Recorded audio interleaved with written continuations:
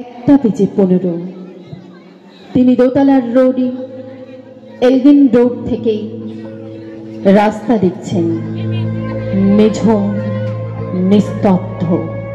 পথে পথে গোয়েন্দার টিকটিকি, যাতে কোনো মাছি গলতে না পারে। সেদিন লন্ডনের হেডকোয়ার্টার্স তো জানত Subhash Chandra Bose, the greatest enemy of the British empire. লালবাজারের কমিশনার স্যার ফেয়ারওয়েদার নির্দেশিকা জারি করেছেন, এলগিন রোড অবরুদ্ধ করো, বাঙালিকে বিশ্বাস করি না। পাঠান ছদ্মবেশ নিয়ে আয়নার সামনে দাঁড়ালেন সুভাষ।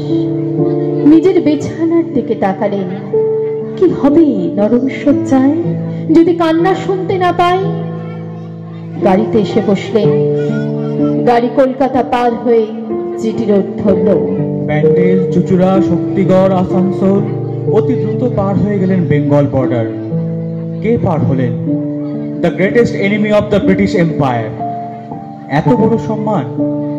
স্যার ফেয়ারওয়েদার বুঝতে পারেননি এলগিন রোড অবরুদ্ধ করলেই সুভাষচন্দ্র বসুকে আটকে রাখা যায় না। বেঙ্গল বর্ডারে গাড়ি থামালেন, নেমে দাঁড়ালেন, পূব দিকে মুখ করে প্রণাম করলেন বাংলাকে। মুখে বললেন, মা, গোমো জাংশন, এখানেই দিল্লি কালকা মেল থামবে, ফ্রন্টিয়ার এক্সপ্রেস। সুভাষ দাঁড়িয়ে আছে সমাহিত। জনমানবহীন গোমো জাংশনে ট্রেন এসে দাঁড়ালো।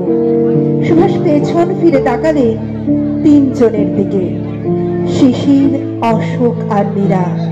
তারা তার ভাইপো নন, যেন তিনজন শিকল পড়া মানব মানবী। তাকালেন অপমানিত ভারতবর্ষের দিকে।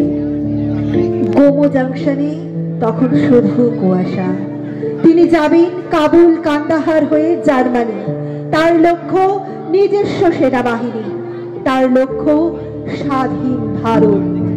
শিশির, অশোক আর মীরা পায়ে হাত দিয়ে প্রণাম করলেন তাদের কাকাকে। কাকাকে না সেই লোকটাকে, the greatest enemy of the British Empire. এত বড় সম্মান বাঙালি আর কখনো পায়নি। সুভাষ কালকা মেলে পা দিতে গিয়ে আরো একবার ঘুরে দাঁড়ালেন, ভারতবর্ষের দিকে উচ্চারণ করলেন, মা। ট্রেন ছেড়ে দিল। ইঞ্জিনের ধোঁয়ায় ভরে গেল গোমো জাংশন। ধোঁয়ার কুয়াশার মধ্যে দিয়ে চলে যাচ্ছে ট্রেন। বন্দে মাতরম। নিহার শব্দের মধ্য দিয়ে চলে যাচ্ছে ট্রেন। বন্দে মাতরম। একটা লোক একা, একা না হলে বিপ্লবী হওয়া যায় না, একা না হলে মাকেও ভালোবাসা যায় না। একা, একেবারে একা, একা চলেছেন ভারতবর্ষে স্বাধীনতা আনতে। বন্দে মাতরম।